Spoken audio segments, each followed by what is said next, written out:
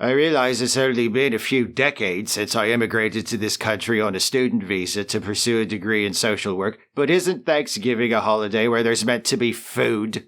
We usually eat around 1. Why's that then? Family tradition. Steve's people always eat holiday dinners in the early afternoon. Well, blindly adhering to tradition never hurt anyone, did it? What the fuck are we supposed to do until then? So glad you asked. We should have just enough time to watch a few corny old educational films and make fun of them in the proud Turkey Day tradition of Mystery Science Theater. Mystery Science Theater 3000. Let's just get on with it so we can eat, for fuck's sake. Do you have time to sit and watch TV? You don't need to be in the kitchen? Oh, I'm not actually cooking any of this shit myself.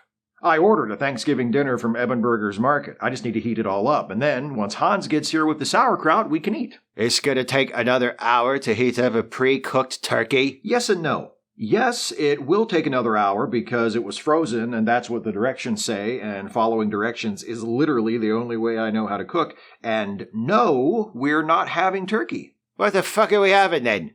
Cornish hens. One for each of us. I just need to check something real quick, and then we can get started. A Cornish hen is as big as I am. What the fuck am I gonna do with that? You said you were hungry.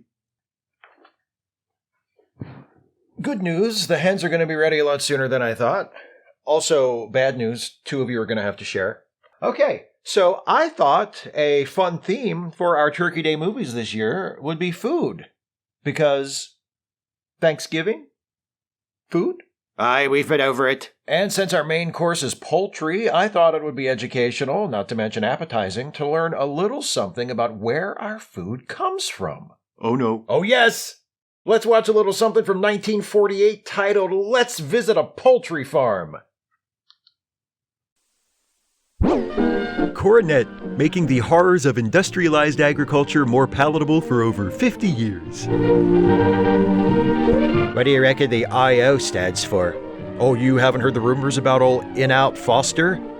Inappropriate for a college professor. Aren't these baby chickens cute? Don't get She attached. thought so too as she watched these chicks at the store. In fact, she wanted to take one home. She promised to take good care of it, but her father didn't think the idea was too good.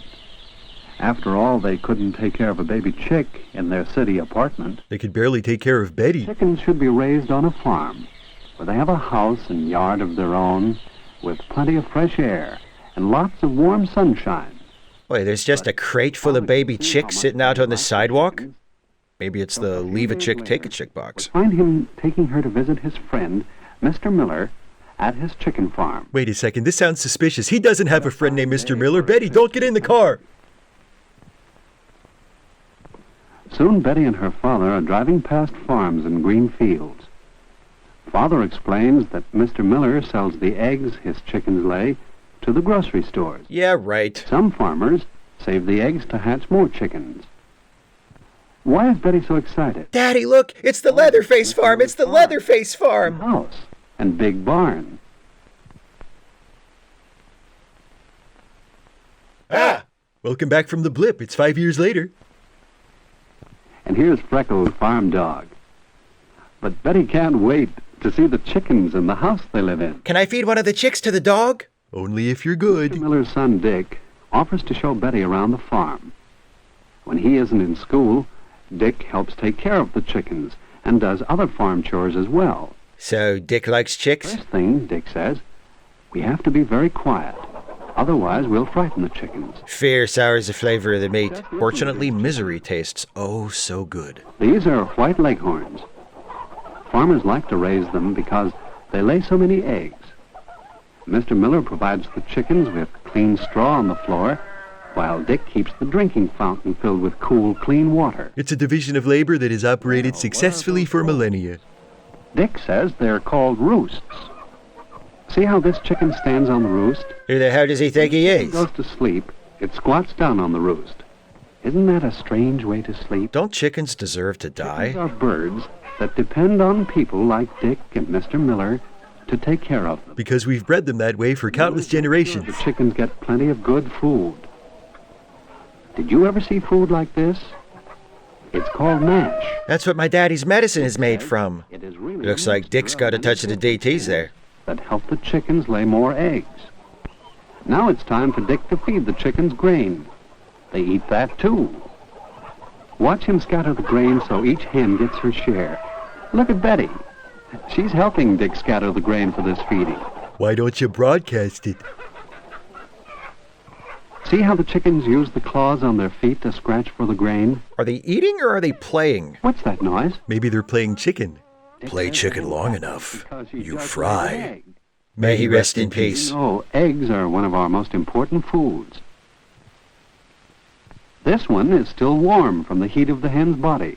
This was just inside of her. Hen lays more than 200 eggs a year. One of Dick's important jobs around the farm is collecting the fresh eggs. Look how pleased Betty is as she helps Dick collect eggs. She just loves breaking up the families of lesser-feeling creatures. Get in to cool the eggs. Eggs will not stay fresh if they remain warm. Whoop, Betty dropped and one, Dick. take the eggs I hope into his the storage dad doesn't room dock his where they're pay. left to cool in the wire baskets. Let's watch Dick clean the eggs that were collected earlier today. Can we? Most of them are cleaned with a brush, but dirty eggs, like this one, are cleaned on the machine. Damn automation taking our jobs. Now Dick packs the clean eggs. How many do you think he can fit in his These mouth? are to be sent by truck to the city. The truck will stop here today. See how carefully he packs them so the eggs won't break when they're in the truck? Dick has been specially trained for this task since he was an infant. Please do not attempt egg packing at home. Twice a week. And usually the driver brings supplies for Mr. Miller. Except when he's feeling What did he passive-aggressive. bring today? Oh, look. He's carrying a sack of grain for Mr. Miller's chickens. He brushes coldly past Dick, with whom he isn't speaking at the moment. Dick knows why. Dick helps the driver load the heavy egg crates onto the truck. The driver will take the eggs to the city, where they will be put into smaller packages and sent to grocery stores. Or at least that's what the driver says. Farmer Miller still hasn't seen any money. Mr. Miller and all the other farmers are to us. The city people buy the eggs and other farm products. Mr. Miller uses the money he gets from selling the eggs to buy clothes, toys, and many other things made by people in the city. As well as crystal meth made by people in the country. Truck is gone. Dick is going to show Betty the young hens. They are kept on another part of the farm. Known as death row. Young chicken hens are called pullets. They need plenty of green grass in addition to their regular food. Dick is telling Betty that these pullets were bought at another kind of poultry farm called a hatchery. But Betty isn't paying attention to a word Dick says as she casts an impatient eye to a nearby hatchet, its blades sunk half an inch into a blood-soaked stump. Baby chicks and are not sold as eating eggs. The mother chicken is called the hen. The father chicken, the rooster. All right, I don't think we need to get bogged down by the industry jargon. Hens and has a big red comb on his head. Inside the hatchery, the chicks are hatched in machines called incubators, some of which hold thousands of eggs. The incubator keeps the eggs just as warm as they would be under a mother hen. And once hatched, it's the only mother these chicks will ever know. Before they begin to hatch.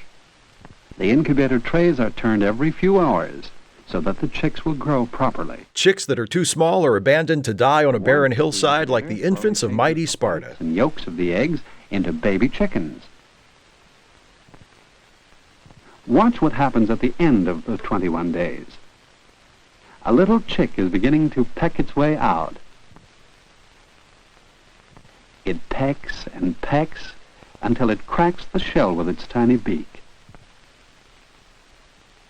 Soon the shell breaks, and the baby chick climbs out. Behold, the miracle of life. This Right then, fire up the grill. First look at the world. Dick finished telling about the hatchery, saying that some of these baby chicks will soon be pullets, just like those in Mr. Miller's pullet pens. But Betty had already wandered off in search of the abattoir. Now let's visit another part of Mr. Miller's farm. Why, just look. These chickens are different. Dick proudly explains that these are his chickens, and that he is a member of a 4-H club. Ironically, Dick is unable to spell 4-H. They're a different color and much larger than the white leghorns. The Rhode Island red chickens lay eggs and are good to eat. But let's not dwell on that, moving right along. Down by the farm pond, Dick shows Betty another kind of poultry. Yes, ducks. Their families are allowed to remain intact for a time. Why, they're going swimming. Chickens don't like to swim, but these tiny ducks are right at home in the water. They will stay close to the mother duck until they're old enough to take care of themselves. At which point the mother duck is killed and consumed by her own offspring. These are poultry, just as chickens and ducks. Betty can see that the turkeys are much larger than the chickens. This is the father turkey, called a gobbler, and he's proud of his brightly colored feathers. Look at him strut. Right, look, I'll level with you. I don't really know much about turkeys. I wasn't expecting you to ask about them. It's now time to go home. Betty is telling her father all about the chickens and how she helped to collect the eggs, what she had learned about the hatchery. And they're slaughtering chickens over there right now. Ducks and the turkeys. The next morning, Betty has eggs for breakfast. And when Mother says that they're going to have fried chicken for dinner, Betty realizes how much we depend on Mr. Miller and all the other farmers who produce the food we eat every day. Betty can hardly wait for dinner to break the fried chicken carcass apart and devour it with her greasy bare hands. Speaking of which, before we adjourn to the dinner table and start breaking apart those delicious Cornish hen carcasses with our bare hands, it might be nice to learn a little more about how all the delicious food we're eating was prepared. By someone other than you? Exactly. So, to that end, our next film is a delightful little piece produced by the fine folks at Centron in 1949. Cooking Terms and What They Mean. Strap in for a once-in-a-lifetime thrill ride. Yeah. Young American, it's a film by Young American. Oh, right. Featuring the mighty Wurlitzer organ.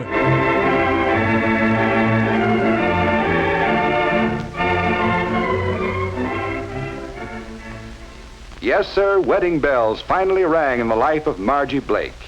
Back from their honeymoon, she and Tim are headed for a life of wedded bliss, they think. Could you get the door there, honey? Thank you. Yes, the honeymoon is over for Tim, now that he starts back to work. Christ, that didn't take long. That's why they call him Two Pump Tim. And it's over for Margie, too. It's all over for Margie. New kitchen to cook her first meal. Can she prepare those favorite dishes of Tim's, just like his mother used to make? Before she begins, she pulls out the family Bible to pray. What the? This has been hollowed out. There's a gun in here. He just loves chocolate cake. Go ahead, try one. Chocolate cake for dinner? Shit, yeah, I'll marry her. She's taken. I said I'll marry her. This is going to be easy. Let's see, what's next? It says, cream butter until soft and smooth. Cream the butter? Better get the cream. Margie, honey, that's not cream, that's Nagori sake. Tim developed a taste for it during the war. The recipe says cream the butter, so put in lots of cream. You know, this omniscient narrator could be helping her right now, but instead he's just setting her up to fail. Smooth texture of that batter. Will Tim be surprised? Surprised by how quickly his love for Margie begins to fade. Will Tim be surprised?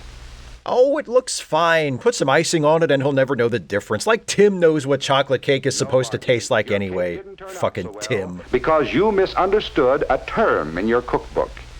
You'll find that your cookbook contains many terms which pertain to cooking alone. It is necessary for you to know what these terms mean before you can interpret recipes properly. In accordance with church teachings. To cream butter merely means to work it with an instrument until it becomes soft and smooth. Okay, I think we've seen enough. It's becoming uncomfortable. For example, you must stir the ingredients in your chocolate cake. To stir is to mix food materials with a circular motion to secure a uniform consistency. Let me know if I'm going too fast for you. Later, you may be required to beat egg whites stiff but not dry. I wouldn't mind being beaten stiff but not dry. though I don't think I'd want an electric mixer involved. Oi, don't knock it till you tried You it. may have to fold two substances together. The process of folding combines two motions, cutting vertically through the mixture and turning over repeatedly by sliding the instrument along the bottom of the bowl. Yes, but how do you fold a fitted sheet? Same basic technique.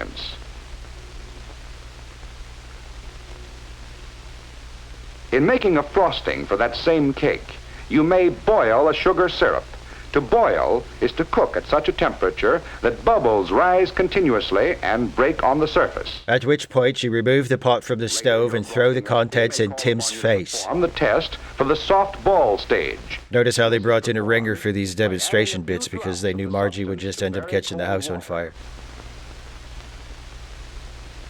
If the drops form soft balls that can easily be flattened with the fingers, the material is at the soft ball stage, or a temperature of 235 degrees Fahrenheit. Do you really expect Margie to be able to do this? A minute ago she didn't even know what stir means. Beaten. This may be done with an electric mixer. To beat by hand is to make a mixture smooth. To not beat is to spoil the child. My parents beat my ass and I turned out just fine. Let's go, Brandon. The making of this cake and the frosting on it involve the terms cream, stir, fold, boil, soft ball stage, and beat. Which stage was smushing all that shit into the icing? Almost all bread and roll recipes call for kneading the dough. Well, of course you need the dough. How are you going to make the bread without it? Means to manipulate with a pressing motion, accompanied by folding and stretching. She's over-kneading it. No handshake from Paul Hollywood for her. Are used. Less tender cuts of meat may best be cooked by stewing. When applied to meats, this means to add a small amount of water and simmer until tender. To simmer is to cook in water just below the boiling point, or at a temperature of approximately 185 to 195 degrees Fahrenheit. Don't overcook it. You overcook it's no good, defeats its own purpose. Other cuts of meat might be cooked by braising. First, the meat must be dredged. To dredge simply means to coat with flour, cornmeal, or other fine substance. Your recipe will usually tell you what should be used. I like a nice Gold Bond powder myself. Next, you must brown the meat. This is done by cooking in a small amount of fat until brown. Be sure to brown the meat on both sides. Or don't bother showing your face around here again.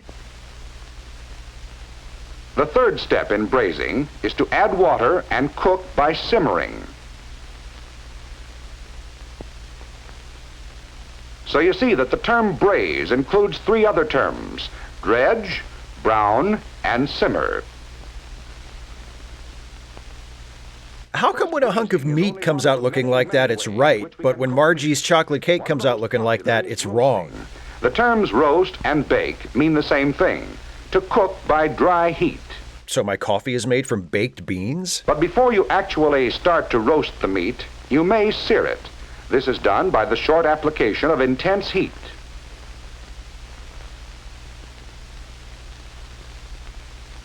And causes the surface of the meat to turn brown in color. It is done to improve the flavor and appearance, but does cause greater loss of juice. The Ben Shapiro effect. The oven temperature should then be reduced to proceed with the roasting. Suppose Margie's cookbook told her to marinate the vegetables before preparing the salad. Would she know what to do? Oven? What the hell is an oven? To marinate means simply to saturate the food with a marinade. A marinade is an oil-acid mixture, which is usually a kind of salad dressing. To repeat, you marinate with a marinade. I'll pause to allow Margie to catch up. Usually allowed to stand in the refrigerator for some time. 20 years later. Sometime during your career as a cook, you'll decide to serve scalloped cauliflower. This involves even more terms. A white sauce should be made first, and the first step is to scald the milk, or to heat it to a temperature just below the boiling point. Damn, that is hot. No wonder Rain Man was so upset. While the milk is heating, Add flour to melted fat in amounts called for by your recipe. Stir rapidly to prevent the formation of lumps. Scalding is complete when a scum forms on the surface of the milk. Scum?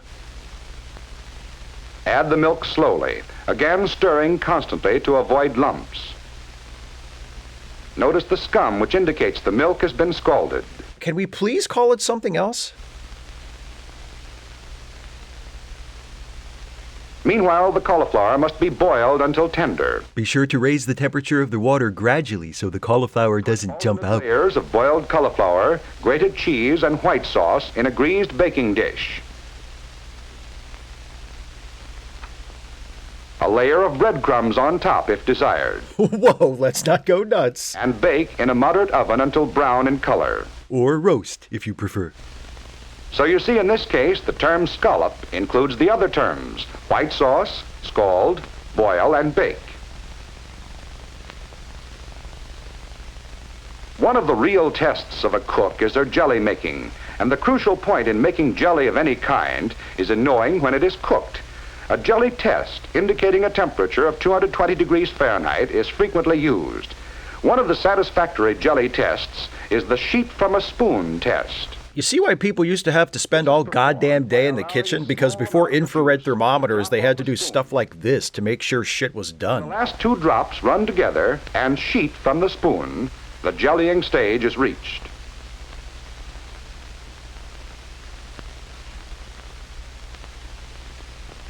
The jelly should be removed from the fire at once. And binned. These are only a few of the terms you will have to use and understand. How can you learn the others? Well, most good cookbooks have a glossary of terms in the appendix. Let's see if Margie's cookbook has one. Yes, even Margie's cookbook has a glossary. Cream. To soften a fat with a spoon or beater, you also to combine the softened fat with sugar. I still don't get it. Looked at this before she baked that cake. But wait a minute. There's still time to bake another cake before Tim comes home to lunch. It'll be right this time, and he'll never know the difference. And so Margie discovered that all relationships are by necessity built on a foundation of lies. It looks delicious, dear, but could I maybe have a sandwich or something first? There's sandwich in the cake. Significance of the terms used in cooking. And Tim will never know she ruined her first cake.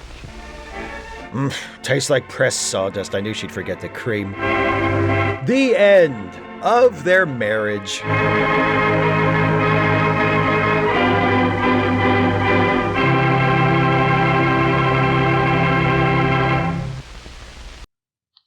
So, now that you know about these cooking terms and techniques, do you think you might try cooking Christmas dinner yourself instead of ordering it from Evan Burgers? Maybe. I'd have to practice my creaming. You know, really get a firm grip on it. Like that's ever been a problem. Thanks for the vote of confidence, Jack. So, our feature presentation is Food for Thought, another film from 1949 about the most revolutionary culinary appliance ever invented. The microwave? The spoon? No, the pressure cooker. The Pressure Cooking Institute, pushing the boundaries of pressure cooking science since 1681. Well, I sure hope this film's subject matter is as meaty as it looks. I expect it'll give us plenty to chew on. And candy is daddy, but liquor is quicker. What does that have to do with... I will not be taking questions! Edward Hutton, brother of the worst NWA World Heavyweight Champion of all time, humiliating box office flop Dick Hutton. Do you feel better now that you got to say that? A little, but it never lasts.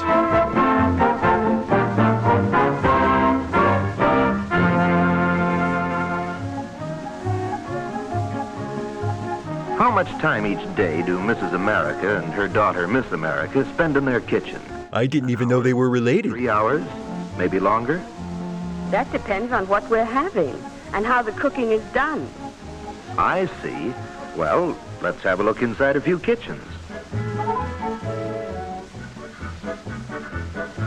Let me see. Strychnine, arsenic, aconite. There it is. Now, but your pot is boiling over. A minor cooking mishap. My life is over.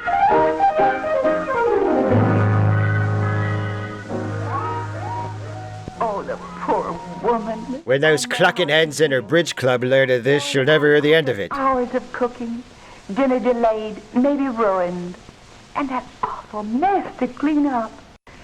I can sympathize with her, because that's pretty much the way things used to be at our house, in what I now think of as the dark ages of housekeeping. Before my belated sexual awakening. Long ago at that. When Monday was always wash day, the weekly day of doom.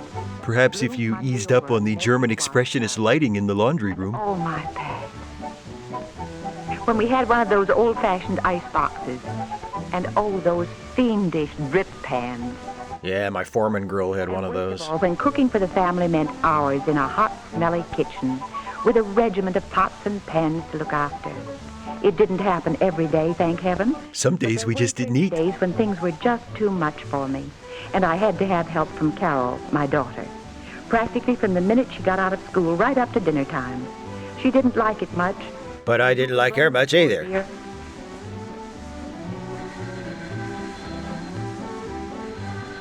And that telephone. Every time it rings, I just want to rip it out of the wall and hang myself with the cord. Sammy, my 10-year-old, tried to be helpful on such days. Why, yes, I'm a likely voter. Answering the phone. Oh, that phone. Those last-minute calls from my husband. He was bringing company home for dinner. Don't go to any extra trouble, dear. Just throw a few things together and set an extra plate or two, that's all. And be sure to decant the wine this time, dear. We don't want a repeat of that time Sammy caught the cork in his mouth and choked to death. To get everything ready, the children and I felt like these scenes look. Uh-oh, looks like the kids found Mommy's diet pills. We usually managed to get a meal cooked and on the table.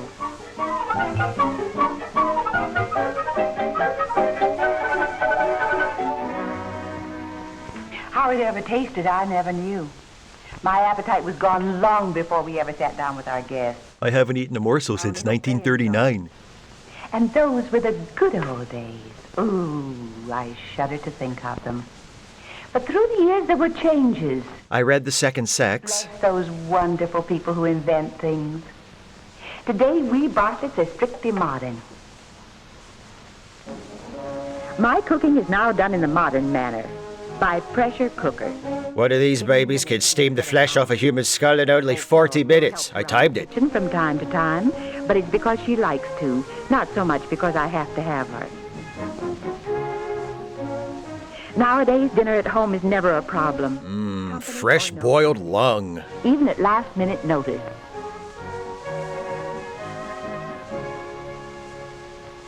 How did you happen to change over to this modern way of cooking?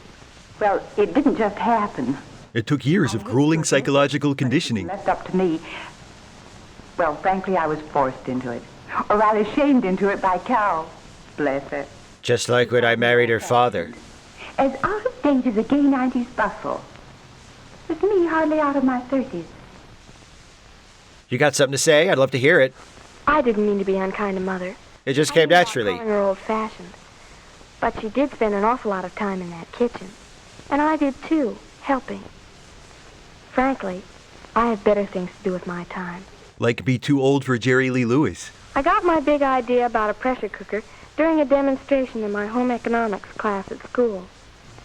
Then I found out that Laura Miller's mother had been using pressure cookers for a long time. Laura is my girlfriend. Oh, you have a girlfriend? Jack is her brother. A nice boy, if you like boys. Oh, you don't like boys? Mrs. Miller was very nice about showing me how to use a pressure cooker, and I got to be pretty good at it. It's really not that fucking hard. Seems Jack was interested in pressure cooking too, at least while I was around. And a resentful one-way attachment was born.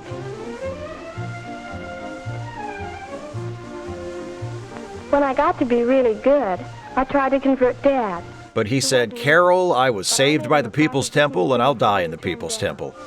My idea was for him to advance the money to buy a pressure cooker. After our first pressure-cooked meal, if he didn't think it was worth it, he could take 50 cents a week out of my allowance until he got his money back. It never even occurred to him that it was all his money to begin with, the doddering old And bastard. one fine day, I came home with our first pressure cooker. A Presto Meat Master, really the works. And what a beauty. Even Mother went goggly-eyed. Well, sure, Meat Master was her nickname in high school. I wanted to cook the first meal, with Mother just helping. So we arm wrestled for it. People, she had doubts, but she finally gave in. Mrs. Miller sent Jack over with one of their cookers, so I could use it for my vegetables. Jack wanted to hang around, but I knew he'd only get in the way, so I invited him to dinner and sent him on his way. Jack just can't take the hint. Not you, Jack. Never mind. Cook's helper. That was my role in my own kitchen that day. And Carol enjoyed every minute of it. Finally getting to act on the resentment she'd been storing up against me for years. I had heard, of course, that pressure cooking saves lots of time. But there was something even more important. In her home economics class at school, Carol had learned that it preserves vitamins and other nutritional values. Well, if that was true, it meant better tasting and more nourishing meals for the family, and more free time for Carol. It would also mean escape from the old kitchen drudgery for me.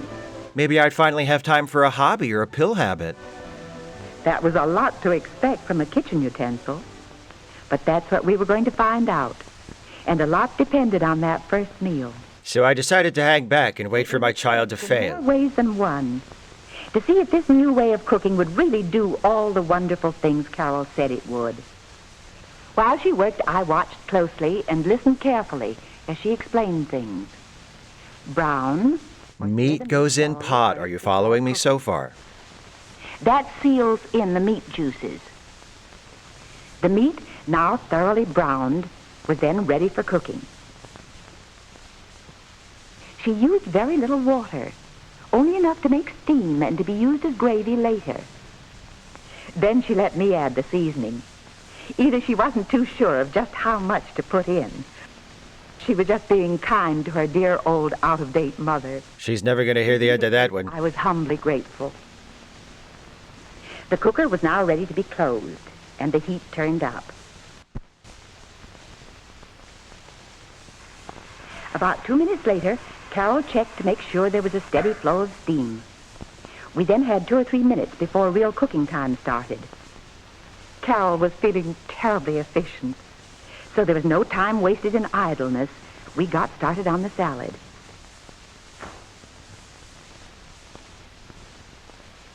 The secret to any good salad is to make it on the bare countertop right next to the sink. Or just hit the lettuce with a giant mallet. May he rest in peace. In the start of cooking time. So Carol turned the heat very low. Then she set the time according to recipe and what she calls our family taste, meaning medium pot roast.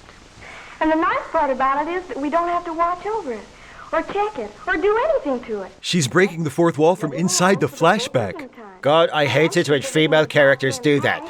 There'll be no cooking odors getting out and circulating around the house. What is the principle of pressure cooking and how does it work? In an open pan, water heats only to boiling, or 212 degrees Fahrenheit, and then turns to steam, which goes off into air. Whoa, okay. Throttle it back there, Beekman. Give me a chance to write this down. This is the basic principle involved in pressure cooking. Here's how it works in a pressure cooker. Very quickly, the boiling point of 212 degrees is reached. The air is expelled through the vent pipe in the cover. Also known as the carb or rush hole. All the air has been expelled from the cooker. This is the time to put on the indicator weight. Once put on, the indicator weight is automatically clamped in place and cannot fall off. The temperature keeps rising rapidly, which is the reason cooking takes less time than in open pan cooking. The pressure inside the cooker forces the indicator stem upward. When the first white band appears, as we see here, it indicates 5 pounds pressure, which is enough for fruit canning. Or a weight-assisted aerobic workout. 10 pounds, suitable for canning fish, meat, fowl, and soup. And light strength training. 3 bands showing indicate 15 pounds, which means cooking position for all normal cooking purposes. At this point, heat is turned down low. But what happens if the heat is not turned low and pressure rises over 15 pounds? The answer is simple. Your house doesn't have a roof The anymore. indicator weight automatically adjusts itself to release the excess pressure. This gives off a hissing sound and is a signal or reminder to turn the heat low. So, Do you think you can manage that? Because I can't watch you every second. pressure means that normally there is never more than 15 pounds pressure in the cooker. But what if the indicator weight fails to perform its release function? As a result, let us say, of the vent pipe becoming clogged, which, although extremely unlikely, could conceivably happen if the cooker is overfull. Maybe if you gals would spend less time narrating and more time paying attention to what you're doing, you wouldn't overfill the cooker. Did you ever think of that? By allowing the excess pressure to escape. This plug, therefore, is a secondary release or safety factor. But the chances of pressure rising high enough for that are negligible. Which is why we felt compelled to mention it. We were free to get started on the vegetables. I was surprised to see Carol use only half a cup of water. She's so preoccupied with water usage. They must live in I California. have a new respect for this daughter of mine. The idea of cooking 3 different vegetables in the same cooker at the same time rather startled me. I tried to run, but my legs wouldn't move. I was trapped, too terrified even to scream. Explained that in pressure cooking, there can't be mixing of flavors or odors because there's no air circulating inside the cooker. Sounded like bollocks to me, but whatever. The small amount of water she'd put into the cooker. Carol said that in ordinary open pan cooking, the kitchen sink is always the best nourished member of the family. That's because so much water has to be used. The valuable vitamins and minerals get soaked out of the vegetables during cooking and are then poured down the drain. Where at least they'll be of no use to the homeless. You can take some comfort in that. Those 3 vegetables in one cooker. Ordinarily, I would use 3 different cooking utensils and 3 burners. And I would have to watch every one of them during cooking. That's how we cooked when I was growing up, and we liked it that way. Here was practically our whole dinner on the stove. Meat and 3 different vegetables. And only 2 cookers. I admit I was impressed. Cooking time was over for the vegetables. No hustle or bustle, no ragged nerves or aching muscles. No trouble, no bother, no shouting from father. Kitchen cool and comfortable. Before opening the vegetable cooker, Carol held it under running cold water for quick cooling. The 3 white bands had to sink out of sight before the indicator weight could be removed. So much for saving water. What happens if you don't cool it down before you open it? It turns into a potato cannon. Everything was going along smoothly, with me just standing by and Carol in full charge. And presto, the cooked vegetables, in all their natural garden fresh colors. Well, let's pretend. But when cooking time is over for the meat, the best method is to turn off the heat and then allow slow cooling, without the help of cold water on the cover. With no white bands showing, the cooker is ready to be opened and the meat taken out. As though she'd been doing this sort of thing for years.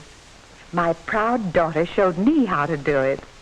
Then she urged me to take the cover off. Which I found patronizing. Hesitated. After all, I was a stranger here. But she was pretty determined, so I tried it, and I did it, quite easily. Carol was delighted. Frankly, I was kind of pleased with myself, too.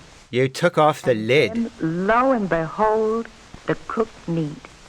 And such meat. Looking just scrumptious and smelling were just heavenly. I bet she never said that to Carol's dad. Sure, because after all, the proof of the pudding is in the eating. And so to dinner. Hope you like your broccoli by the kilogram. A meal that took less than an hour to cook, from beginning to end. Carol was a little worried, and frankly, so was I. So much depended on what Mr. Bartlett said. Would he taste the I Drano? waited for him to make the first taste test. But as it turned out, we had nothing to worry about. Mr. Bartlett was sold. As for me, well, I was sold even before I tasted a thing. But when I tried the meat, there was never a doubt left. At least with a Presto cooker, my Carol had proved herself a fine cook. Backhanded compliment, wasn't it? I'm so proud of you for mastering the easiest form of cooking there is. Carol had more than proved her point about pressure cooking, not only in the time and the work saved, but also on food taste and texture. This was really her day of triumph. and we were all proud of her. Her father just beamed and helped himself to more. As for me, well, I was almost weepy with pride and with something else that mothers feel on occasions like this. Bottomless emptiness. I found myself glancing over at her and saying to myself, that's my girl. Okay, Mom, give it a rest. I put some beef in a pressure cooker. I didn't discover radium. Well, that's all there is. There isn't any more. Or is there? Yes, Mrs. Bartlett, there is. You are the dead. Remain exactly where you are. Known about pressure cookers are summed up in several practical questions. Will it be easy for me to handle? With a little practice, just as easy as you saw Carol handle it. That's because the best and most modern pressure cookers are light in weight, simple in design, safe and easy to use. Not too much for your feeble female bodies and dull womanly brains to handle. That is one of its chief values. Pressure cooking cuts from 1/2 to 3/4 of ordinary cooking time, turning hours into minutes. Will it make me happy? Let's check into a few more examples of time and work saving taken at random from the pressure cooker recipe book. Excuse me, sir? Will it make me happy?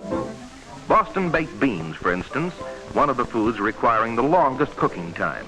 8 hours by ordinary cooking. Roll that beautiful bean footage. Is that from that commercial with the talking dog? Yeah, you don't like that one? I just find it unrealistic. Vegetable, for example, up to 3 hours by ordinary cooking. 20 minutes by pressure cooking. Looks like more of a thin broth now, but trust me, there was beef and vegetables in here at one point. Other soups like French onion soup and split pea, the same time or less. You hear that, lads? Split pea soup in 20 minutes or less. Are you being sarcastic? Or... I'm being bloody sincere, you bastard. What have you got against split pea soup? Nothing? From 5 minutes It's just hard to tell sometimes. more than an hour by pressure cooker. For such dishes as beef stew, spare ribs,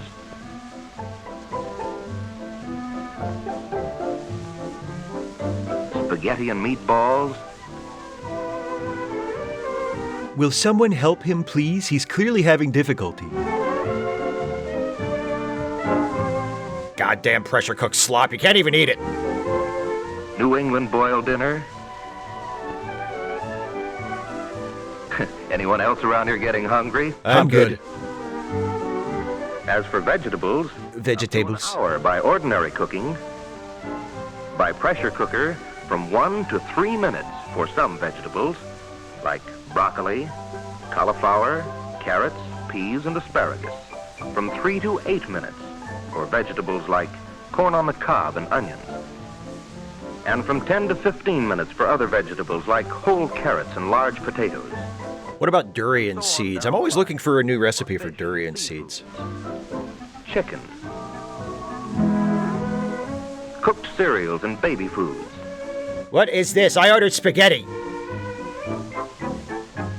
Desserts and so forth. All cooked in 1/2 to 1/4 the ordinary cooking time. What were people even doing with the time they saved back then? It was the bloody 1950s. They needed that extra time to say the Pledge of Allegiance after Congress added under God to it. People know, of course, that pressure cookers are used for canning. It may be of interest to know that the United States Department of Agriculture recommends canning by pressure cooker as the only safe method for canning non-acid foods. People can acid? That's why it lasts so long. Improve my cooking and give my family better and tastier meals. I'd like to answer that question. To me, that is the greatest value of all in the Presto cooker. Even more than the time and the work saved. She's like Mr. B Natural after he settled down and had kids. Of the home economics department of our high school and with the food editor of our local newspaper about the things Carol had told me. I mean about how pressure cooking preserves vitamins, especially vitamin C and other nutrients that are usually wasted in ordinary open pan cooking. And they agreed that Carol was absolutely right. Oh, and another thing I found out by first-hand experience. The clitoris does exist. My family, my friends, it is that pressure-cooked foods preserve and even improve food flavors and the colors of food and the texture. And that's why pressure-cooked meals are so attractive to look at when served. With my family, I don't have to worry at all about tempting their appetites, including mine. Limp, overcooked garnish. Question often asked by women, will it save me money? You know how women are, am I right, fellas? To a surprising degree. Not only in fuel costs, since most of the cooking is done over very low heat and in 1/2 to 1/4 the ordinary time, but also because you can use less expensive vegetables and cuts of meat at no sacrifice of taste, texture, or nutritional values. Even tough meats are pressure cooked to tender goodness in a short time, and shrinkage is practically nil. So tear off a hunk and smash it into your fat, dumb face. Cooking than we have seen. A simple procedure that is practically automatic in operation, with many cooking rewards for both the experienced cook and the new homemaker eager to please and willing to learn. But this important truth must be recognized. Religion is a lie. Death is the A end. new way of cooking, not just a quick method of cooking in the old way. Therefore, in order to use it to best and fullest advantage, it does take some study and practice. Despite everything you've just seen. Those of you who look forward to owning your first pressure cooker, and those of you who already own one but allow it to remain stored away in a closet or cupboard unused, must remember this. No one can expect to become an expert at this new way of cooking in one easy lesson. We've reached the covering our asses portion of the film. Anyone can expect to become an expert at cake or pie baking in a single try. If only there were room in that oven for my head. But pressure cooking requires no special skill or ability, for today's best pressure cookers are designed and built to provide maximum values with minimum effort. So once again, the food practically cooks itself, and if it doesn't turn out, it's all your fault. The simplest and best guiding principle is this. Follow directions exactly as given in the Presto Cooker recipe book, and be willing to adapt recipes to the particular tastes of your own family. Made in your husband. For the girl or woman who will take the time to follow directions, who will use a normal amount of common sense and a minimum of cooking imagination, a pressure cooker can become the key to new and wonderful delights in time saving, elimination of kitchen drudgery, better nutrition, economy, and new thrills in delicacy of taste. With that shirt, what's the point? Mom, Dad, I'm gay. I'm moving in with Laura.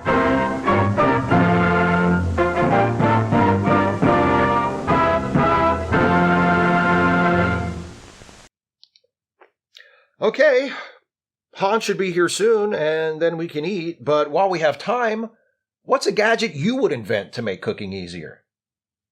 Stuffy? Good question. I think it would be very helpful to have a pot with a gutter around the top to keep things from spilling all over the place in case something boils over. That's a really good idea. Thank you. More things should have gutters. They're so useful, and I don't think we've even scratched the surface of their potential. What about you? I must have been inspired by the film we just watched, because I would invent a pressure cooker chiseled out of solid marble and steel-jacketed inside and out, with a lid that's attached through a series of heavy-duty nuts and bolts, so it could withstand much higher pressure than current pressure cookers, and, following the logic of the film, cook foods even faster. How fast are we talking? I bet you could cook a 5-pound beef roast to perfection in like 10 seconds. I don't think that's realistic. I'm talking about really, really high pressure, Stuffy. If one of these things exploded, it would probably take out an entire town. Then why would anyone want one in their house? 10-second roast beef, Stuffy. Jack, what about you? I'd invent a time machine. A time machine? Aye, so I could travel into the future and eat my bloody Thanksgiving dinner. I'll call Hans and see how much longer he's gonna be. Tell him if he's not here in 5 minutes, his Cornish hen is mine. Earlier you said one Cornish hen was too much for you. It's not the portions, it's the principle. I've been made to suffer, and I must pass that suffering on. Ah, the spirit of the pilgrims.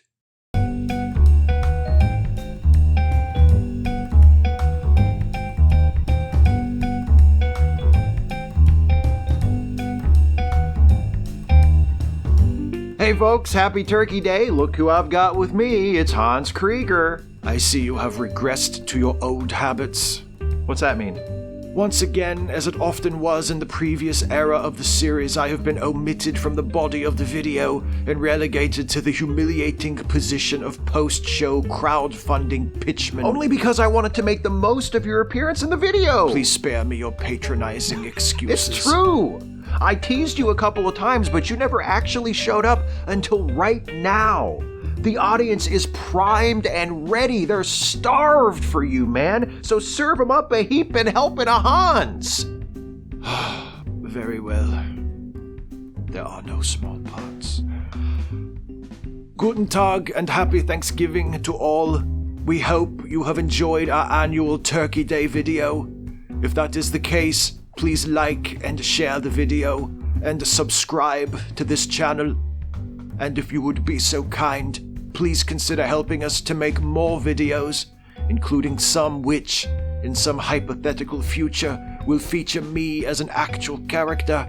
Come on. By becoming a patron at patreon.com/Steve Shives, or becoming a channel member by clicking the join button. Dankeschön. And Dankeschön to you too, my friend. I'm taking the leftover sauerkraut. Fair enough.